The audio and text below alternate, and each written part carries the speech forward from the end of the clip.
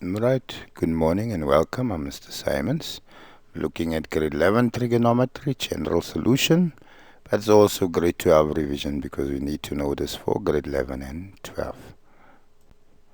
Right, so short, we have a trig function sine theta and cos theta. When we plot them, it takes 360 degrees to plot a complete sine and cos graph. Therefore, they have a period of 360. We plot tan theta, it has a period of 180. Therefore, we would add K180 for tan theta and K360 for sine and cos, which are adding multiples of 180 and 360 in any direction. Short, we'll also use a concept called the reference angle, which is a acute angle that will generate the positive numerical value. So in short here, if you look at number 1, determine the general solution of tan theta equal minus 7 over 2. So in short, what we want is tan of which angles all would give me that value. Right, so number 1, tan theta equal minus 7 over 2. Right, we always only work with the positive of that. So I'm using my calculator. I would say shift tan 7 over 2 gives me an angle of 74,0546041 degrees. So what this means is the tan of 74, what would give me that value. Right, but tan is negative. So in which quadrants is tan negative according to the cast rule? Would be quadrant 2 and quadrant 4. So in quadrant 2, my angle there is given as theta equal 180 minus my reference angle. In quadrant 4, 360 minus my reference angle. So 180 minus 74,05 plus K180. Tan is a period of 180. That gives me 105,95 plus K180. And there 285,95 plus K180. K element of integers. So element of integers means here I can put in minus 3, minus 2, minus 1, 0, 1, 2, 3. Right, any integer value to solve it. But if I put 0 there, if you check or verify on your calculator, tan 105,95 should give me an answer close to negative 7 over 2. Tan 285,95 should also give me an answer closer to 74,054.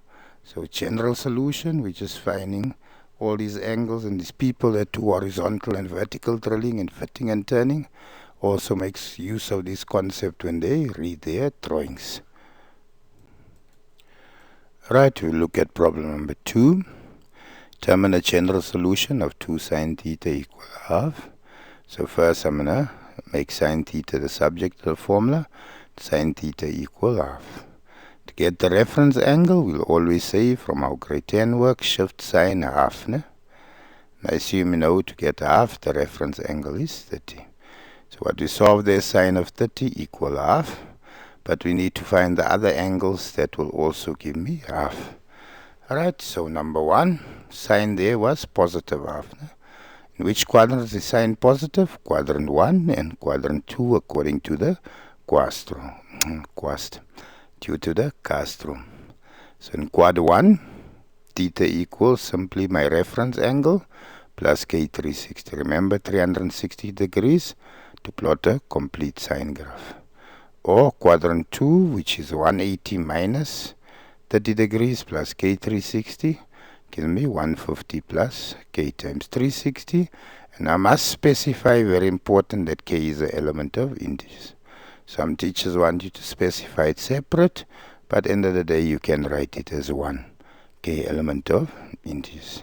So sine 150 will also give me half. Right, number 3. Determine general solution of 3 cos theta plus 2 equals 0.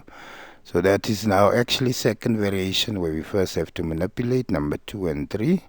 So cos theta equal, if I simplify, 2 goes over, negative 2 divided by 3.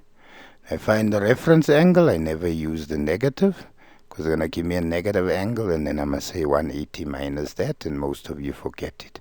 So yeah, shift cos 2 over 3, which gives me 48,189,6851 degrees. Now, cos theta is negative in quadrant 2 and quadrant 3 according to the cast rule.